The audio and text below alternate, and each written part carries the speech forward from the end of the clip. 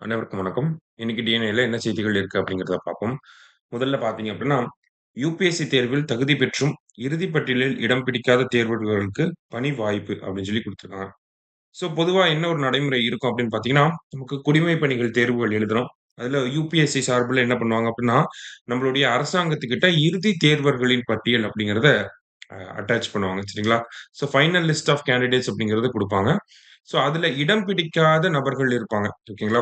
Prelims, mains interview clear பண்ணி, அ அந்த cut ஆஃப்குள்ள இருக்கிறவங்கள வந்து ஃபைனல் லிஸ்ட் ஆஃப் கேண்டிடேட்ஸ்ன்னு சொல்லி அரசாங்கத்திட்ட குடுப்பாங்க.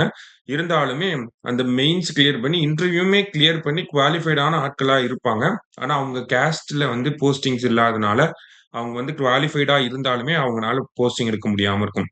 ஸோ அந்த மாதிரி இருக்கக்கூடிய ஆட்கள் இருப்பாங்கல்ல, அனைத்து நிலைகளிலும் தகுதி பெற்ற தேர்வர்களின் விவரங்களை முன்னாடி என்ன பண்ணுவாங்க அப்டின்னா, பொது வெளிப்படுத்துதல் திட்டம் பிடிஎஸ் அப்படிங்கிற அந்த திட்டத்துக்கு கீழ என்ன பண்ணுவாங்கன்னா, ஆ அரசாங்கம் வந்து அத வெளியிடுவாங்க. யுபிஎஸ்சி வந்து அத வெளியிடுவாங்க. ஸோ இப்போ அத என்ன பண்றாங்க அப்படின்னு பார்த்தீங்கன்னா, பிரதீபா சேது என்ற புதிய ஒரு திட்டமாக கொண்டு வரப் போறாங்க. சரியா? ஸோ அத என்ன பண்ண போறாங்க, பிரதீபா சேது அப்படிங்கிற திட்டமாக கொண்டு வரப் போறாங்க. ஸோ முன்னாடி அந்த மாரி தேர்வா இருக்கக்கூடிய ஆட்கள், குவாலிஃபைடான இருக்கக்கூடிய கேண்டிடேட்ஸ வந்து வெளியிடுவாங்க. ஸோ அந்த விவரங்களுடைய அடிப்படையில அரசு மற்றும் தனியார் நிறுவனங்கள் என்ன பண்ணலாம் அப்படின்னா, அவங்களுடைய உயர் பதவிகளுக்கு இந்த நபர்கள தேர்வு செஞ்சுக்கலாம். ஏதாவது ஒரு போஸ்டிங் மட்டும் இருக்கக்கூடிய ஒரு எக்ஸாம் இருக்கும். ஸோ அந்த ஒரு போஸ்டிங்க்காக நம்ம ஒரு ஹோல் ரெக்ரூட்மென்ட்டே நடத்த முடியாது. இல்லையா?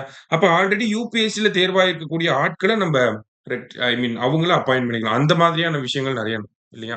ஸோ அததான் இங்க குடுத்திருக்காங்க. அதே மாரி யுபிஎஸ்சி சார்பாக பார்த்தீங்கன்னா, ஒருங்கிணைந்த மருத்துவ பணிகள் தேர்வும் நடக்குது. ஸோ அதிலயும் இதே மாரி நடைமுறை 2018ஆம் ஆண்டுலருந்து கடைபிடிக்கப்பட்டு வருது அப்படிங்கிறத சொல்லியிருக்காங்க. அடுத்ததா பார்த்தீங்கன்னா, நமக்கு கியூஎஸ் யுனிவர்சிட்டி ரேங்கிங்ஸ் அப்படிங்கிறது வெளியிடப்பட்டிருக்கு. சரிங்களா? ஸோ கியூஎஸ் யுனிவர்சிட்டி ரேங்கிங்ஸ பொறுத்தவரைக்கும் பார்த்தீங்கன்னா, நமக்கு வேர்ல்ட் லெவல்ல ஃபர்ஸ்ட் இன்ஸ்டிடியூட் யாரு? ஃபர்ஸ்ட் எஜுகேஷனல் இன்ஸ்டிடியூஷன் யாரு அப்படின்னு பார்த்தீங்கன்னா, நம்மளுடைய மாசச்சூசெட்ஸ் இன்ஸ்டிடியூட் ஆஃப் டெக்னாலஜி. ஓகேவா? மாசச்சூசெட்ஸ் இன்ஸ்டிடியூட் ஆஃப் டெக்னாலஜி அவங்க தான் வேர்ல்டுலயே ஃபர்ஸ்ட் ரேங்கிங்ல வந்து இருக்காங்க. அவங்களுக்கு அடுத்தது வந்து பார்த்தீங்கன்னா, இம்பீரியல் காலேஜ் ஆஃப் லண்டன். அவங்க தான் வந்து 2வது இடத்துல வந்து இருக்காங்க. Imperial college of London. 3வதா பார்த்தீங்கன்னா, ஸ்டான்போர்ட் யுனிவர்சிட்டி வந்து இருக்காங்க. ஓகேவா? Stanford university. 4வதா யார் இருக்காங்க அப்படின்னு சொல்லி பார்த்தீங்கன்னா, நமக்கு 4வது இடத்துல தான் ஆக்ஸ்போர்ட் யுனிவர்சிட்டி. ஓகேங்களா? ஆக்ஸ்போர்ட் வந்து 4வது. 5வது இடத்துல வந்து நமக்கு ஹார்வர்ட் யுனிவர்சிட்டி வந்து இருக்காங்க. சரியா? ஸோ அப்ப முதல் 5 இடங்கள்ல யார் இருக்காங்கன்னா, எம்ஐடி. இந்த எம்ஐடி வந்து பார்த்தீங்கன்னா, தொடர்ந்து 14 வருஷமா இவங்க தான் ஃபர்ஸ்ட் பிளேஸ்ல இருக்காங்க. ஓகேவா? கன்சிக்யூட்டிவா 14 இயர்ஸா யார் இருக்கா? மாசச்சூசெட்ஸ் இன்ஸ்டிடியூட் ஆஃப் டெக்னாலஜி தான் வந்து ஃபர்ஸ்ட் பிளேஸ்ல வந்திருக்காங்க. அதுக்கு அடுத்தது Imperial college of London, Stanford University, அடுத்ததா வந்து பார்த்தீங்கன்னா, Oxford University and then Harvard University இவங்கலாம் வந்து இருக்காங்க. ஸோ இது வந்து உலக அளவுல. இந்தியாவுல இருந்து எவ்வளவு கல்வி நிறுவனங்கள் இந்த ரேங்கிங்ஸ்ல வந்து இருக்கு அப்படின்னு சொல்லி பார்த்தோம்னா, மொத்தம் 46 கல்வி நிறுவனங்கள் ஆ போன வருஷம் இருந்தாங்க. இந்த வருஷம் பட்டியல்ல வந்து பார்த்தீங்கன்னா, 54 கல்வி நிறுவனங்கள் தமிழ்நாட்டுல இருந்து மட்டும் இருக்காங்க. சரியா? ஸோ தமிழ்நாட்டில இருந்து இந்தியாவுல இருந்து 54 கல்வி நிறுவனங்கள் வந்து இருக்காங்க. ஸோ இதுல டாப் இன்ஸ்டிடியூட் யாரு அப்படின்னு சொல்லி பார்த்தீங்கன்னா, எஜுகேஷனல் இன்ஸ்டிடியூஷன்ஸ்ல டெல்லி ஐஐடி ஓகேங்களா? டெல்லி ஐஐடி தான் வந்து டாப் இன்ஸ்டிடியூட்டா இருக்காங்க. ஸோ அவங்களுடைய ரேங்க் வந்து பார்த்தீங்கன்னா, 123. அதன் பிறகு பார்த்தீங்கன்னா, மும்பை, சென்னை ஐஐடி. ஸோ இவங்க எல்லாத்தோட ரேங்கிங்ஸுமே வந்து இங்கே குடுத்துருக்காங்க. ஓகேவா? ஸோ மத்தபடி பார்த்தீங்க அப்படின்னா, அண்ணா பல்கலைக்கழகம் பார்த்தீங்கன்னா, அவங்களோட ரேங்கிங் வந்து 465ஆக இருக்கு. சரியா? ஸோ போன வருஷம் வந்து 383ஆ இருந்திருப்பாங்க. இந்த வருஷம் 465ஆ இருக்காங்க. அப்படிங்கிற அந்த ஒரு கணக்கு. சரியா? அதான் QS யுனிவர்சிட்டி ரேங்கிங்ஸ். அடுத்ததா பார்த்தீங்க அப்படின்னா, கடல் மட்ட உயர்வு எனும் பேராபத்து அப்படின்னு சொல்லி குடுத்துருக்காங்க. ஸோ நமக்கு குளோபல் வார்மிங் அப்படிங்கிறது ஒரு பெரிய ப்ராப்ளமா இருக்கு அப்படிங்கிறது நம்ம எல்லாருக்குமே தெரியும். ஓகேங்களா? குளோபல் வார்மிங் எதனால இருக்கு? கார்பன் எமிஷன்ஸ் இந்த மாதிரியான காரணங்களால உலகத்தோட ஆவரேஜ் டெம்பரேச்சர் அப்படிங்கிறது 1.5 டிகிரி செல்சியஸ பிரீச் பண்ணக்கூடிய அளவுல இருக்கு. ஓகேங்களா? ஏற்கனவே கிட்டத்தட்ட 1.2 டிகிரி செல்சியஸ நம்ம ரீச் பண்ணிட்டோம். ஸோ 1.5 டிகிரி செல்சியஸ் அப்படிங்கிறத இன்னும் கொஞ்சம் வருஷங்கள்ல நம்ம பிரீச் பண்ணிருவோம் அப்படிங்கிறது நம்ம எல்லாருக்குமே தெரியும். ஸோ இதனால முக்கியமான ஒரு பாதிப்பா என்ன இருக்கு அப்படின்னு பார்த்தீங்கன்னா, நமக்கு சீ லெவல் இன்கிரீஸ் ஆகுறது. அதான் கடல் மட்ட உயர்வு அப்படின்னு சொல்லி சொல்லுவாங்க. ஓகேவா? ஸோ கடல் மட்ட உயர்வுக்கு மிக முக்கியமான காரணங்கள் 2 இருக்கு. ஒண்ணு தெர்மல் எக்ஸ்பான்ஷன் அப்படின்னு சொல்லி சொல்லுவாங்க. இன்னொன்னு வந்து பார்த்தீங்கன்னா, இந்த பனிப்பாறைகள்லாம் உருகுறது. ஸோ இந்த பனிப்பாறைகள் உருகுறது அப்படிங்கிறத பார்த்தீங்க அப்படின்னா, நமக்கு இந்த பனிப்பாறைகள் எல்லாமே அதனுடைய டிப்பிங் பாயிண்ட்ட தாண்டி போறப்ப என்ன ஆகும்? ரொம்ப ஃபாஸ்ட்டான ஒரு ரேட்ல வந்து மெல்ட் ஆக ஆரம்பிக்கும். சரிங்களா? ஸோ இப்ப பனிப்பாறைகள் உருகுது அப்படிங்கிறப்ப, நமக்கு அண்டார்டிக் ரீஜியன்லயும் சரி, கிரீன்லாந்து, ஆர்க்டிக் ரீஜியன்லயும் சரி பார்த்தீங்கன்னா, நமக்கு பனிப்பாறைகள் இந்த குளோபல் வார்மிங்னால அதிகமான ஒரு ரேட்ல வந்து நமக்கு பனிப்பாறைகள் அப்படிங்கிறது உருகிட்டு இருக்கு. சரிங்களா? ஸோ இந்த பனிப்பாறைகள் உருகுறதுனால என்ன ஆகுது அப்படின்னு பார்த்தீங்கன்னா, ஃபர்ஸ்ட் இனிஷியலா டாப் சர்ஃபேஸ்ல இருக்கிறது வந்து உருக ஆரம்பிக்குது. அப்படியே பாட்டம்ல இருக்கக்கூடிய பனிப்பாறைகள் அப்படியே மொத்த டோட்டலா பனிப்பாறைகள் உருகிருது. இல்லாட்டி உடைஞ்சு வெளிய விழுகுறனால மத்த பனிப்பாறைகளுக்கும் ஒரு பாதிப்பை ஏற்படுத்துது. இந்த பனிப்பாறைகள் உருகுறதுனால, அதுக்குள்ள ட்ராப் ஆயி இருக்கக்கூடிய கேஸஸ் எல்லாமே ரிலீஸ் ஆகுது. ஓகேங்களா? ஸோ அந்த கேஸஸ் அட்மாஸ்பியர்ல ரிலீஸ் ஆகுறனாலயும் என்ன ஆகுதுன்னா, நமக்கு பனிப்பாறைகள் அப்படிங்கிறது உருக ஆரம்பிக்குது.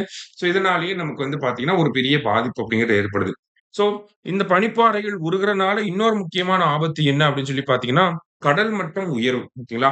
ஏன்னா பனிப்பாறைகள் உருகுது அப்படின்னா, தண்ணீர் நெறைய வருது. இப்ப தண்ணி எல்லாமே வந்து வரனால, நமக்கு கடலுடைய மட்டம் அப்படிங்கிறது இன்கிரீஸ் ஆகுது. அதான் ஹை சீ லெவல் ரைஸ் அப்படின்னு சொல்றோம். கிட்டத்தட்ட 2100ஆம் ஆண்டுக்குள்ள பார்த்தீங்கன்னா, ஒரு 0.7 மீட்டர் அளவுக்கு இந்த கடல் மட்டம் அதிகரிக்கலாம் அப்படிங்கிறது ஒரு ஆய்வுல வந்து நமக்கு முடிவாக சொல்லியிருக்கிறாங்க. அதுதான் என்னன்னு சொல்றாங்க, கமிட்டட் சீ லெவல் ரைஸ் அப்படின்னு சொல்லி சொல்றாங்க. ஓகேவா? அதுவுமே இந்த 0.7 மீட்டர் அப்படிங்கிறது நம்ம வெப்பத்த வந்து 1.5 டிகிரி செல்சியஸ்குள்ள கட்டுப்பாட்டுக்குள்ள வச்சா மட்டும் தான். அத தாண்டி போகுது அப்படிங்கிறப்ப இன்னும் 1 மீட்டர், 2 மீட்டர் கூட கடல் மட்டம் உயரலாம் அப்படிங்கிறது தான் நமக்கு சொல்லியிருக்காங்க. சரியா? ஸோ அப்ப கடல் மட்டம் உயர்றனால யாருக்கெல்லாம் பெரிய பாதிப்புகள் இருக்கு?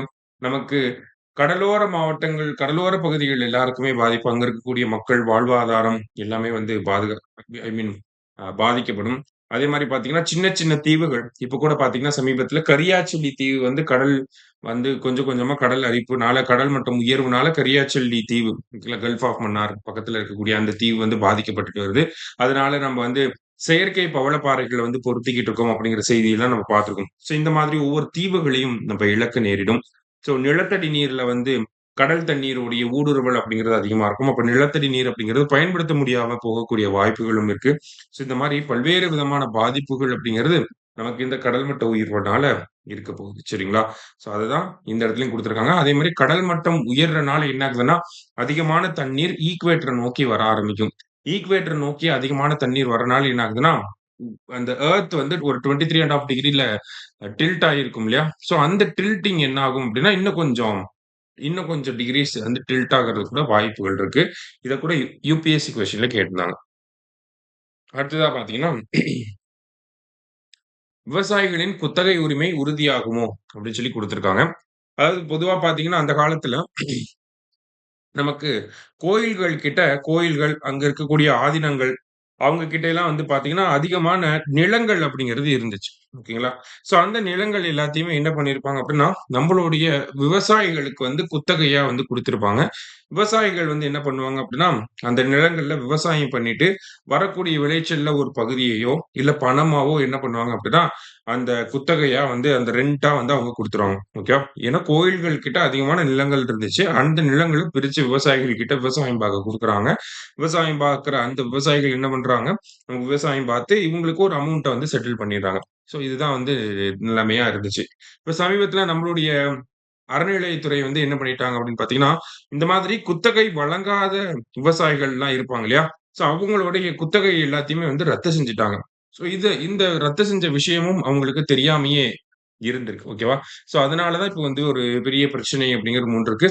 சமீபத்தில வந்து பார்த்தீங்கன்னா, நம்ம நம்மளுடைய மெட்ராஸ் உயர்நீதிமன்றம் என்ன பண்ணியிருப்பாங்க அப்படின்னா, ஒரு தீர்ப்புல அறநிலையத்துறைக்கு இருக்கக்கூடிய சொத்துக்கள பட்டியலிடணும் அப்படின்னு சொல்லியிருப்பாங்க.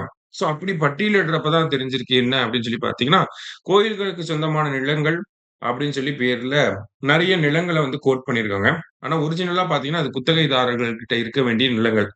ஏன் இது அரசாங்க சொத்தாக காட்டுறாங்க, கோயில்களுடைய சொத்தாக காட்டுறாங்க அப்படின்னு சொல்லி பார்க்கிறப்ப என்ன ஆயிருக்கு, அவங்கலாம் வந்து அந்த குத்தகைகள வந்து செலுத்தாத நபர்களாக இருக்காங்க அப்படின்னு சொல்லி. அப்ப வருவாய் நீதிமன்றங்கள் மூலியமா இந்த ஒரு உத்தரவ அறநிலையத்துறை அவங்களுக்கு சாதகமாக வாங்கி வச்சிருக்காங்க அப்படிங்கிற ஒரு குற்றச்சாட்டு வந்து இருக்கு. சரியா? ஸோ அதனால அந்த குத்தகைதாரர்களுக்கு மீண்டும் அவங்க கையிலேயே நிலம் கிடைக்கிற மாதிரி அரசாங்கம் நடவடிக்கைகளை எடுக்கணும் அப்படிங்கிறத பத்தி தான் இந்த ஆர்டிக்கிள்ல குடுத்திருக்காங்க. ஸோ இன்னைக்கு டிஎன்ஏல முக்கியமான செய்திகள பார்த்திருக்கோம். நன்றி. சுரேஷ் ஐஏஎஸ் அகாடமி வெற்றியின் முகவரி.